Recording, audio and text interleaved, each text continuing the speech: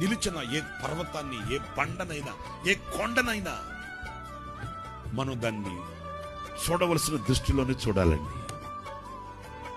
నా ప్రియమైన సహోదరులారా, మీ విశ్వాస జీవితంలోనైనా, మీ కుటుంబ పరంగానైనా, వ్యాపార ఉద్యోగ చదువుల రంగంలోనైనా, ఏ పరిస్థితులలో, ఏ స్థితిగతుల మధ్యలోనైనా నీవు వంగిపోయేవాడువు కాకుండా జయించగలిగిన, ఆ ఆధిపత్యం చేయగలిగిన,